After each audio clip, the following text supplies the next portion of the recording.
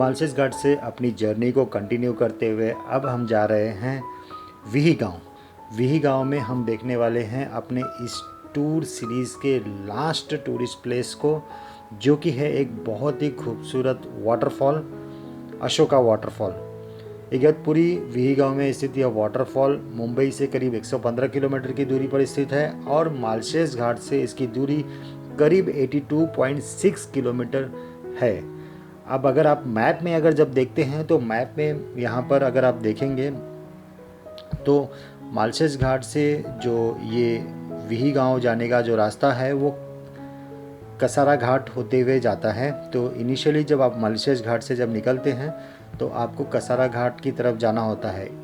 तो इस रास्ते की अगर मैं बात करूँ तो यह रास्ता हाईवे तो नहीं है, गांव से गुजरने वाले जो छोटे रास्ते होते हैं ठीक उसी तरीके का रास्ता है, पर इसका मतलब यह नहीं कि यह रास्ता कच्चा है। हाँ, ज़रूर बीच बीच में आपको पैथोल्स मिल जाएंगे, बहुत सारे घाटों से गुजरते हुए रास्ता जाता है, तो इसलिए आपको यहाँ पर बहुत ही खूबसूरत और ब्यूटीफुल नज़ारे आपको देखने को मिलेंगे। इन रास्तों पर चलते हुए आपको बहुत सारे समय इंसान और गाड़ियाँ बिल्कुल नहीं दिखाई देती है, जिसकी वजह से कभी कभी आपको डर का भी अनुभव हो सकता है।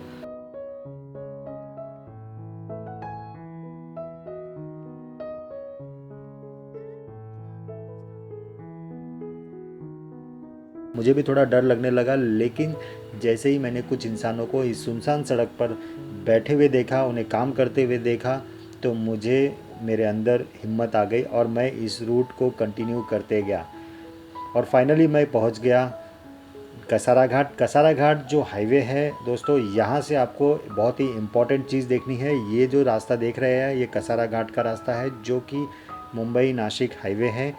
अच्छा, ये नेशनल हाईवे होने की वजह से यहाँ पर आपको कोई दिक्कत नहीं आएगी, पर जब आप कसारा घाट से चढ़ते हुए आगे की तरफ बढ़ते हैं तो यहाँ पर इस जगह पर आपको ध्यान देना है। ये जो रास्ता आप राइट साइड का देख रहे हैं इसे आपको डिसकंटिन्यू करना है। ये रास्ता मुंबई नासिक हाईवे है और कसारा घाट को कंटिन्यू करता है। आपको जाना है लेफ़्ट की तरफ। लेफ़्ट का जो ये रास्ता है ये आपको लेकर जाएगा विही गांव, अशोका वाटरफॉल की तरफ, और इस रास्ते को कंटिन्यू करते हुए आप गूगल मैप को फॉलो करते रहिए और आप पहुंच जाएंगे इस जगह पर। यह है अशोका वाटरफॉल के पास स्थित ओपन स्पेस, जिसे लोग पार्किंग के लिए यूज़ करते हैं। आप यहाँ पर आपकी कार को पार्क कर सकते हैं। यहाँ पर कोई भी पार्किंग फ़ीस वगैरह पे नहीं करनी होती है। यहाँ से आपको वाटरफॉल तक जाने के लिए चलना पड़ेगा, तो इसके लिए हम यहाँ पर अपनी कार को पार्क कर देंगे। और ये रहा आपका अशोका वाटरफॉल, जिसे हम विही वाटरफॉल के नाम से भी जानते हैं। दरअसल दोस्तों, विही वाटरफॉल ही इसका ओरिजिनल नेम है। यहाँ पर अशोका मूवी के कुछ सीन्स यहाँ पे शूट हुए थे, जिसके बाद से लोग इसे अशोका वाटरफॉल के नाम से भी जानने लगे। इस वाटरफॉल की ऊंचाई 120 फीट है और यह टोटली सीजनल है। इसका मतलब ये है कि मानसून के टाइम पर ही यहाँ पर वाटरफॉल नज़र आता है, या फिर आप बोल सकते हैं उसमें जो पानी जो गिरता है वो मानसून के टाइम पे ज़्यादा क्वांटिटी में गिरता है, जिस वजह से लोग यहाँ पर मानसून में आना ज़्यादा पसंद करते हैं। अक्सर जहाँ पर वाटरफॉल गिरता है वहाँ पर पानी इकट्ठा होता है और टूरिस्ट इसी इकट्ठे हुए पानी में, जिसे हम पूल की तरह देखते हैं, वहाँ पर ज़्यादा अट्रैक्ट होते हैं। और यहाँ पर भी इस वाटरफॉल के पास आपको एंजॉय करने के लिए ये पूल मिलेगा। वैसे तो आपने पहले भी बहुत सारे वाटरफॉल्स के बारे में जानते होंगे, लेकिन जिस वाटरफॉल में पानी की क्वांटिटी ज़्यादा होती है, मतलब जो वाटरफॉल से पानी ज़्यादा क्वांटिटी में गिरता है, वहाँ पर आप पूल का एंजॉय नहीं कर पाएंगे, वहाँ पर आप पानी में उतर नहीं पाएंगे। हाँ, आप वाटरफॉल के बगल से ज़रूर उसे देखकर एंजॉय कर सकते हैं, पर यहाँ पर आपको वाटरफॉल के नीचे तक जाने का मौका मिलता है। मुंबई, पुणे और नासिक से नज़दीक होने की वजह से कॉलेज स्टूडेंट्स अक्सर यहाँ पर वन डे पिकनिक के लिए आ जाते हैं।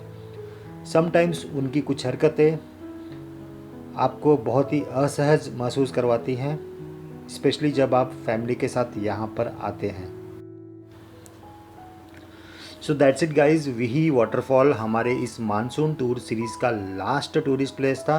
Sahyadri Maharashtra monsoon tour route circuit 1 हम यहीं पर फिनिश करते हैं। और चलिए अब डिस्कस करते हैं इस टूर सीरीज़ के जितने भी टूरिस्ट प्लेसेस हैं उनके बारे में, जो अच्छी बातें हैं, जो उनके बारे में जो ख़राब बातें हैं, उन सब चीज़ों को हम डिस्कस करते हैं, उनके ऊपर बातें करेंगे और साथ में हम देने वाले हैं इन टूरिस्ट प्लेसेस को रेटिंग। So let's start.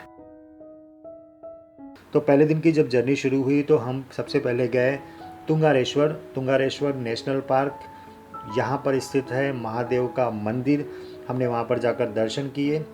यहाँ की अच्छी बात मुझे ये लगी कि यहाँ का नेचुरल इन्वायरमेंट अभी तक बना हुआ है, लेकिन अगर गवर्नमेंट चाहे या फिर फॉरेस्ट डिपार्टमेंट जो कि यहाँ पर देखती है वो चाहे तो एक अच्छा रोड तो ज़रूर बना सकती है। पता नहीं क्यों वो रोड बनाने नहीं देते हैं, बट नेचुरल इन्वायरमेंट को डिस्टर्ब किए बगैर भी एक अच्छा रोड बन सकता है।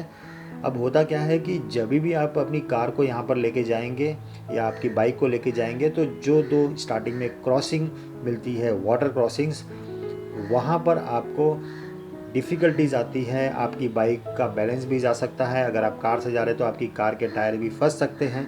तो ये चीज़ को ज़रा ध्यान रखना है। 4 व्हील ड्राइव्स की कोई भी व्हीकल है तो आप आसानी से लेके जा सकते हैं, बट अगर वाटर क्रॉसिंग बढ़ जाती है बारिश होने के बाद में तो फिर आपको भी दिक्कत आ सकती है। सो यहाँ की जो चीज़ें हैं वैसे तो ऑलमोस्ट सब चीज़ें मुझे अच्छी लगी, और मुंबई के पास इतना नेचुरल एनवायरनमेंट काफ़ी अच्छा सुकून देता है। मैं हमेशा अब आगे भी जब भी मौका मिलेगा तो तुंगारेश्वर वनडे पिकनिक के लिए ज़रूर जाऊँगा। तुंगारेश्वर से आगे बढ़ते हुए हम गए जवार में जाने के बाद में वहाँ पर भी काफ़ी अच्छा एनवायरनमेंट था। वहाँ पर भी काफ़ी चीज़ें थी जो कि आप लोगों को देखनी चाहिए। बहुत ही खूबसूरत जगह है, और यहाँ पर जो रास्ते जो बने हुए हैं वो घाटों पर चढ़ते हुए वो रास्ते काफ़ी अच्छी तरीके से बनाए हुए हैं, तो उसकी वजह से आपकी जो ड्राइविंग होती है काफ़ी स्मूथ हो जाती है। तो जवार तो बहुत ही अच्छा लगा, स्पेशली जो वहाँ पे आप जब ऊपर की तरफ जाते हैं वहाँ पे जो क्लाउड्स आते हैं आपके चेहरे पर, आपको महसूस होता है कि आप बादलों को फील कर पा रहे हैं। जवार में ज़्यादा मुझे कोई दिक्कत नहीं आई। यहाँ के टूरिस्ट प्लेसेस भी काफ़ी अच्छे हैं। हाँ, लेकिन होटल्स जो है, होटल्स के बारे में थोड़ी बहुत डिस्कशन करना है। यहाँ पर अगर आपको होटल बुक करना है तो मुझे लगता है कि ऐसा स्पेशल अगर आपको कोई रिसॉर्ट वगैरह नहीं चाहिए तो आसानी से आपको होटल की अवेलेबिलिटी मिल जाती है। हाँ, कुछ होटल्स जवार जो बाज़ार है, जो मार्केट एरिया है उसके अंदर ही मिल जाएगा। कुछ होटल्स थोड़ा बाहर जाने पर मिलता है, तो ये आपके ऊपर डिपेंड करता है कि आपको किस जगह पर रहना है। अदरवाइज़ बहुत ज़्यादा बड़ी बाउंड्री नहीं है इस टूरिस्ट प्लेस का, तो आपको जहाँ पर भी इच्छा हो आप वहाँ पर रुक सकते हो। यहाँ पर मुझे कोई ख़राब बात नहीं लगी, स्पेशली अगर हम लोकल जो लोग हैं उनके बारे में डिस्कस करें तो उनके बारे में भी मुझे कोई ख़राब बात नहीं लगी। अच्छी बातों की बात करूँ तो अच्छी बातें तो यार यहाँ के जो टूरिस्ट प्लेस है वही बहुत अच्छे हैं, और यहाँ के लोग ऐसा कुछ ज़्यादा इंटरेक्शन नहीं रखते हैं कि जिससे कि आपको कुछ अच्छा या बुरा का कुछ महसूस हो। पर हाँ, ओवरऑल अगर इन जनरल देखा जाए तो यहाँ के लोगों को, अगर मैं जिनसे मैंने इंटरेक्शन किया उनसे मुझे अच्छा ही फीडबैक मिला। तो यहाँ पर भी आप टेंशन फ्री होके एज अ टूरिस्ट घूम सकते हैं। जवार से नेक्स्ट हम निकले भंडारदरा के लिए। जवार से भंडारदरा का जो रूट है वो मैंने कुछ इस तरीके से सिलेक्ट किया कि मुझे वैतरना डैम होते हुए जाना पड़े। तो बेसिकली यहाँ पर ये टिप है कि आपको अगर भंडारदरा जाना है वैतरना डैम देखते हुए तो डायरेक्टली आप वैतरना डैम जाइए, उस रूट को सिलेक्ट कीजिए, वहाँ से फिर भंडारदरा के लिए सर्च कीजिए, तो ये बहुत आसानी हो जाएगी। अदरवाइज़ 1-2 रास्ते और भी हैं भंडारदरा के लिए जहाँ से आप डायरेक्टली भी जा सकते हैं, लेकिन वहाँ पर उन रास्तों पर आपको वैतरना डैम जाने के लिए नहीं मिलेगा। तो इसलिए प्रॉपर तरीके से वैतरना डैम सर्च करके आप वैतरना डैम जाइए। वैतरना डैम भी बहुत ही अच्छी खूबसूरत जगह है। यहाँ पर भी बहुत कम लोग आते हैं। हाँ, जो आते हैं वो वीकेंड के लिए ही आते हैं, अदरवाइज़ वनडे पिकनिक के लिए ही आते हैं। भंडारदरा की बात करें, भंडारदरा बहुत ही खूबसूरत प्लेस है। भंडारदरा में हम रुके शेंडी गांव में। शेंडी गांव ही वो जगह है जहां पर आपको जो भी होटल्स है या फिर जो भी चीज़ें आपको अवेलेबल मिलती है, मार्केट है, बाज़ार है, वो सब शेंडी गांव में मिलता है। तो शेंडी गांव ही है जहां पे आपको स्टे लेना है, अगर आप स्टे लेते हैं। अदरवाइज़ आप कैंपिंग के लिए भंडारदरा के रूरल एरिया में भी जा सकते हैं, लेकिन उसके लिए आपको शेंडी गांव से ही किसी को कांटेक्ट करना पड़ेगा। भंडारदरा टोटली फॉरेस्ट एरिया है, इसलिए वहाँ पर कोई भी नया स्ट्रक्चर नहीं बन सकता है। इस वजह से आपको शेंडी गांव के अलावा कहीं पर भी कोई भी होटल्स वगैरह नहीं मिलेंगे। हाँ, कैंपिंग के लिए आप भंडारदरा के रूरल साइड में जा सकते हैं।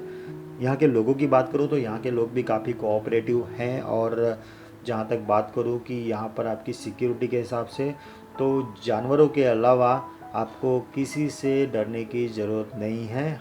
और हाँ, जानवर ऐसे कुछ परेशान नहीं करते हैं, जस्ट एक रूमर है कि वहाँ पे जंगली जानवर भी रहते हैं, बट उस एरिया में जहाँ पर आप कैंपिंग करते हैं या फिर जिस गांव में आप रुके हैं वहाँ पर आपको जानवर परेशान नहीं करेंगे, इस चीज़ की 100% गारंटी है। उसका रीज़न ये है कि जो गांव वाले होते हैं या फिर जो आपको कैंप प्रोवाइड करते हैं वो लोग आपको प्रॉपर तरीके से सिक्योरिटी भी देते हैं, और वहाँ पर उनको पता है कि जानवर यहाँ तक नहीं आते हैं, तो इसलिए आपको कोई दिक्कत का सामना नहीं करना पड़ेगा। भंडारदरा से हम निकले मालशेज घाट के लिए। मालशेज घाट हमारा 3rd डे का प्लान था, और 3rd डे हम मालशेज घाट पहुँच भी गए। थोड़ा लेट पहुँचे पर पहुँच गए। वहाँ पर पहुँचने के बाद हमने MTDC रिसोर्ट में जो होटल की बुकिंग की वो डायरेक्ट जाके बुकिंग की। अब यहाँ पर आपको मैं टिप दूंगा, MTDC रिसोर्ट की जो बुकिंग होती है वो ऑनलाइन भी पॉसिबल होती है, बट ज़्यादातर टाइम पे ऑनलाइन आपको करने की ज़रूरत नहीं पड़ती है। अक्सर ये रिसोर्ट खाली रहता है और आप यहाँ पर आके बुकिंग कर सकते हैं। सिर्फ सैटरडे और संडे के दिन यहाँ पर थोड़ी मुश्किल हो जाती है। मालशेज घाट में भी कोई ज़्यादा दिक्कत का सामना नहीं करना पड़ेगा। वहाँ पर सिर्फ और सिर्फ आपको आपकी कार को बहुत ही ध्यान से चलाना है, क्योंकि बहुत ज़्यादा फॉग होने की वजह से, वहाँ पे बादल जो आ जाते हैं उसकी वजह से रोड पर जो विजिबिलिटी है बहुत कम हो जाती है। अक्सर मानसून के टाइम पर ये दिखाई देता है, या फिर विंटर सीजन में भी ऐसा दिखाई देता है। चौथे दिन मॉर्निंग में हमने मालशेज घाट को घूमा, और उसके बाद उसी रूट से निकलते हुए हम आ गए विही गाँव। विही गाँव में हमने देखा अशोका वाटरफॉल, या फिर विही वाटरफॉल जिसे कहते हैं। और इस जगह पर आने के बाद में मुझे थोड़ा सा अजीब लगा, स्पेशली जो कॉलेज स्टूडेंट्स होते हैं या फिर यहाँ पर जो लोग आते हैं जो ड्रिंक करने आते हैं उनको देखकर। और इस वजह से मुझे लगा कि शायद ये जगह फैमिलीज़ के लिए इतनी ज़्यादा सिक्योर नहीं है, या फिर आपको ऐसा महसूस होता है। बट यहाँ पर कोई भी अनहोनी घटना तो मेरे साथ नहीं हुई, लेकिन पॉसिबिलिटी है तो इसलिए मैं बोल नहीं सकता हूँ। इसलिए यहाँ पे थोड़ा सा सिक्योरिटी का इश्यूज़ मुझे लगा, और इसलिए मैं रिकमेंड करूँगा कि अगर आप जा रहे हैं अकेले, स्पेशली अगर आप कपल हो, तो इस जगह को अवॉइड कर सकते हैं यहाँ पर नहीं जाकर। अदरवाइज़ ये जगह बहुत खूबसूरत है, और ग्रुप के साथ जाते हैं तो कोई इशू नहीं है। तो चलो इस टूर सीरीज़ के जितने भी टूरिस्ट प्लेसेस हैं उनको क्या रेटिंग देते हैं वो देख लेते हैं, और उसके साथ ही हम विदा लेते हैं आपसे। और अगर आपको मेरा कंटेंट पसंद आता है तो प्लीज़ मेरे कंटेंट्स को, मेरे वीडियोस को ज़्यादा से ज़्यादा लोगों तक शेयर कीजिए, सो दैट कि उनको भी ये इन्फॉर्मेशन मिलती रहे जो कि आपको इस समय मिल रही है। तो जब तक के लिए सुरक्षित रहिए, घर पर रहिए। इसी के साथ मैं विदा लेता हूँ। बहुत जल्द फिर से मिलते हैं एक नए सीरीज़ के साथ।